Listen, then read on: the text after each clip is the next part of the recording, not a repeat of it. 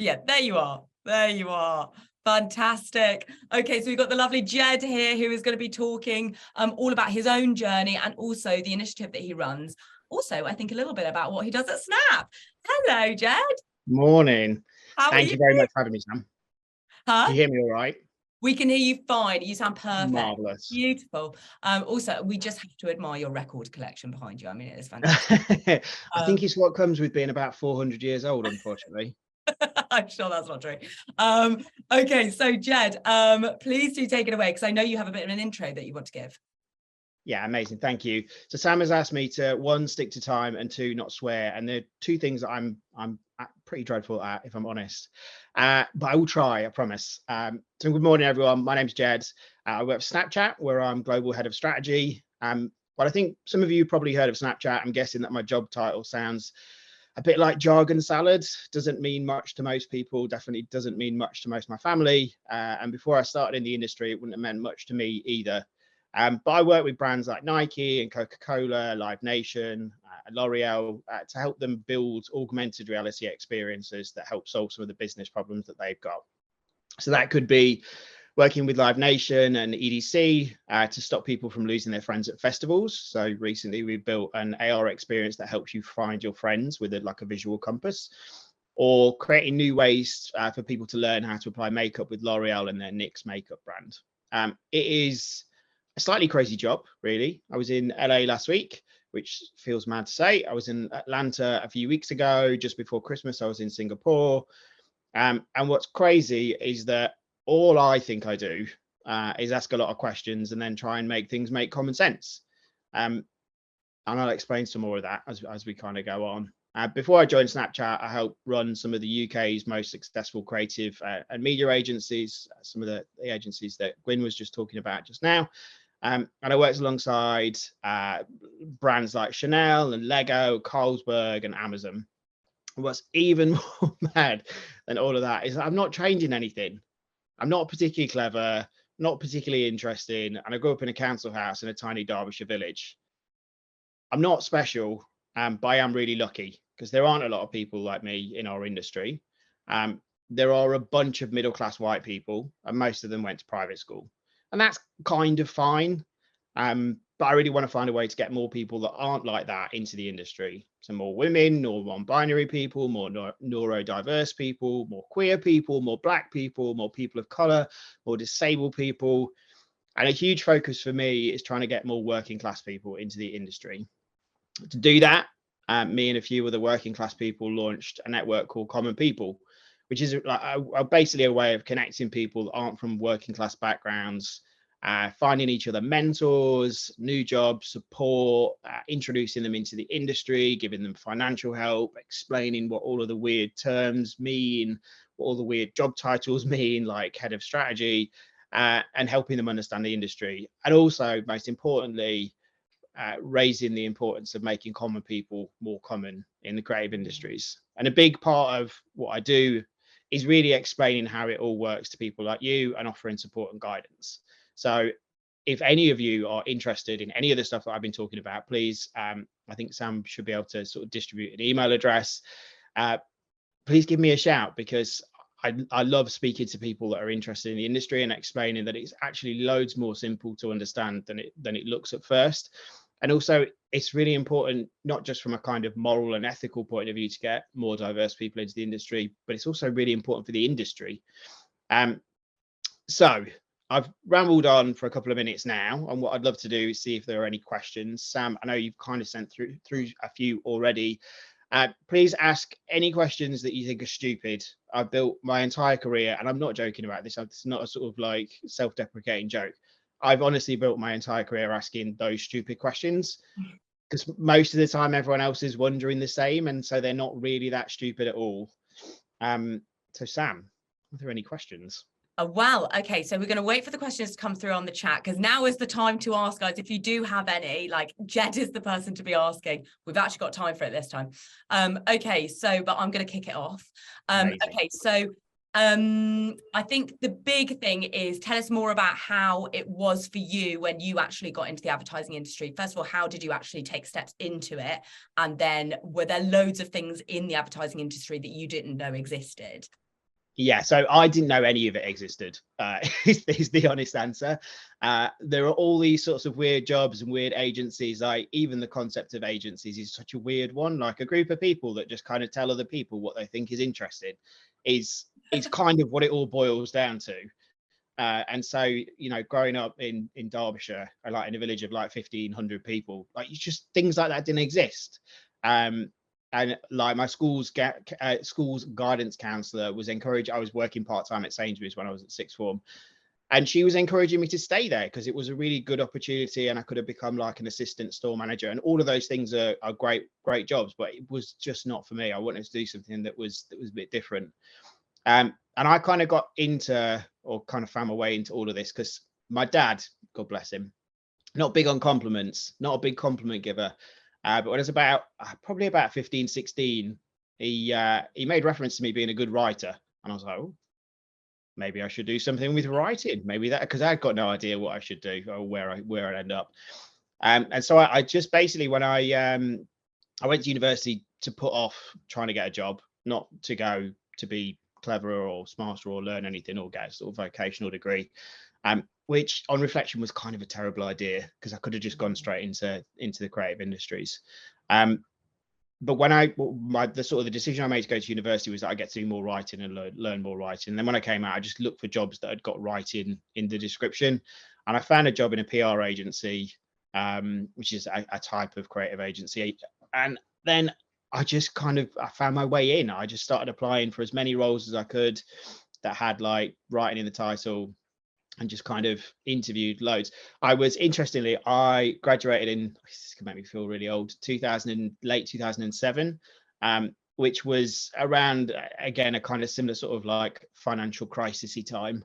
And it's actually really good for people coming into the industry. So don't be like phased by like getting jobs now, because actually it's terrible if you're senior. It's an awful time if you're senior, but if you're junior and like just coming into the industry, it's actually a really good time. And the industry was weird. Like, it's like I said about common people, like there were things that I didn't realize that I was working class. I didn't realize that there weren't loads of working class people in the industry. And so I'd get fun of because I mispronounced things, and I'd kind of, you know, try and like make up that I'd been on a skiing holiday when I definitely hadn't been on a skiing holiday and things like that.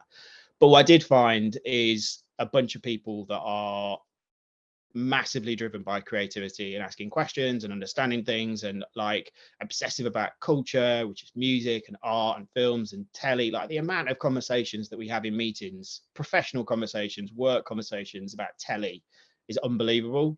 And so if you're interested in media and entertainment and creativity, then this is just such an incredible place for you, especially if you think a bit different. Absolutely. And you have created something that is so great for people who might feel like an outsider, who need that kind of solidarity. I think it's so important for everyone to check out Common People. It's so cool. Such a great initiative. And also a couple of things that you chatted about, that you spoke about just then, like writing, being told that you're good at writing and then not really knowing what to do with that. That's what today is all about. So guys, please do stick around for all of the sessions later, because we are basically going to be delving into that in much more detail. And then PR, we have a PR session. That's how you got in, that's how you took your first steps and then kind of sidestepped into another kind of adjacent industry, advertising. So we've got a session on that later. We've had loads of questions come in for you, Jed. Okay, so we're going to run out of time. You kind of answered this one. How did you get into the industry? What were the steps to get to where you are now? How does someone approach getting into this industry? I think that's a good one. Like, what's your advice for someone who's thinking right now, oh, I want to get into the sector? Yeah, so I do quite a lot of mentoring. This is a question that comes up all the time. It's a really good question. So I think the biggest thing is rather than doing what I did, which is just pepper everybody with like job applications, is genuinely think about where you'd want to work and what type of clients, what type of brands you'd want to work with. Because then when you go to the interview, rather than you saying, oh yeah, I'm really excited about working on a washing powder brand, you'll be like, actually, I'm really pumped about the idea of working on Spotify. Like, I've been like a massive music fan for the last 20 years. You'll be much more passionate and much more naturally sort of inquisitive about it. I think the big thing, certainly when you're getting into the industry, is trying to showcase how you think differently. Because like I said at the top, like there are so many like white middle class dudes who went to private school called Tom, spelled TH, and that's marvelous. But they all, like, when you're all from the similar background, you all kind of think in a very similar way. And so actually that diversity of thought comes from diversity of background, which is super important. So try and showcase as much of that as you can. I love that. Great advice there. Okay. Hey, Jed, incredibly inspiring. Could you kindly go into more about AR? Could you kindly go into more about AR, from the tools you use to opportunities going ahead? So I guess that's more of a Snap question. Yeah, of course. So Snap's a kind of a ridiculous place to work because there's just so many smart people everywhere and they're all really creative. So when you've prided yourself being on creative for a long time and then you come into this place, it's slightly mad. But on AR, so there's a bunch of new jobs that didn't exist even like 2 years ago that now exist, or even a year ago actually. And like the people that I work with, we have designers, we've got designers, creatives, there are lens production people, there are engineers, there are developers. These are all jobs that just didn't exist before. And we've got something called Lens Web Builder, which is like it's a free tool that anybody can use. You can go in and you can build your own AR lens. It's well, I was going to say it's dead easy to learn. I find it really difficult to learn, but as I said earlier, I'm not particularly smart. So you will all have a great time and find it really, really easy, but I find it complicated. But that's a really easy way of learning about AR. Like there are so many jobs coming up in like augmented reality, mixed reality, virtual reality, all of those jobs. Yeah, like I say, like it's I actually got into the industry through social media when Facebook was like just becoming a thing and Twitter and Instagram were kind of still didn't really exist. God, that makes me sound 100 years old. And they were jobs that didn't exist 2 years before I joined the industry. And so this is kind of a similar sort of situation. I think is a massive opportunity for everybody. Like there's nobody around who's got like 10 years of AR experience. So everybody's on a sort of level playing field, as it were. That is a fantastic little insight there.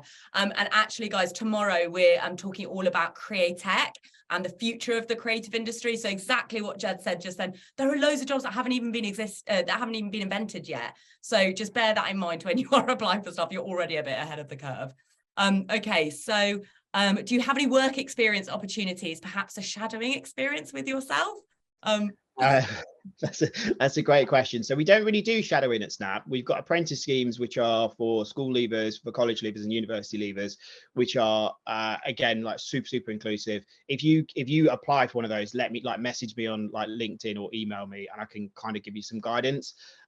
There's also Common People does loads of there are loads of mentor opportunities, and that is for everybody and anybody. So whether you're like 15 and thinking about what the future is, whether you're like 50 and thinking about what the future is, it's kind of super open. So I'd encourage anybody to, one, I'll get Sam to share my email address, and two, that if you're thinking about one of the Snap apprentices, then let me know because I can give you some help. And if you're interested and from a working class background, then get in touch with the Common People crew because we can 100% help. Absolutely, that'll be a great hive mind, won't it? And then finally, just one quick question, because I think this is a really good one. What A-levels do you think we could do to prepare ourselves, if any? Oh, so I mean, I've got such a sorry, teachers. I've got such a pointed view on this, and I'll try and keep it pithy, Sam. Like if you look at everything that's happened with ChatGPT over the course of like the last 6 months, but really the last sort of 10 years, like the types of jobs that are going to become more and more interesting, more and more exciting, and less likely to be disrupted by AI are creative jobs. They're jobs where there's not like a doctor, for example, or a lawyer, or I would say like an accountant. They're all jobs where there's like a standard set of rules that can be automated. Creativity can't, because nobody agrees on how it works, and ideas literally come from anywhere. You could be, I went for a run this morning. As I was on my run, like I figured out the answer to a brief that I've been working on for like 4 weeks. Like it just pops into your head like that. And there are ways of kind of improving like the process for those sorts of things. But I would say in terms of A-levels, like things where you learn like critical thinking skills, like English, maths to a degree, I would say is also really helpful. And oh, sorry, I'm just sharing the screen, making sure that slightly surprised then. Yeah, things where you build some bravery and resilience and don't get surprised by the screen changing. And then like I would say it's less about specific subjects and more about the critical thinking skills and like learning. Like it's such a boring thing to say, but like reading just as much and as everything as you can, and not just about like school subjects, but also looking into like fiction and like culture and just embracing and immersing yourself in as much as possible. I love that. Amazing. Thank you so much, Jed. Also, just again, guys, on that topic, remember to come back tomorrow when we talk about the future of the creative industries. Jed is 100% right. Creativity is the least likely to be automated. So, you know, we're in a good space here. Jed, thank you so much for joining us. That has been amazing. Thank you for answering all those questions. We're going to let you go now and get Nick in, our next speaker. Bye, Jed. Thank you. Thank you, Sam. Get in touch.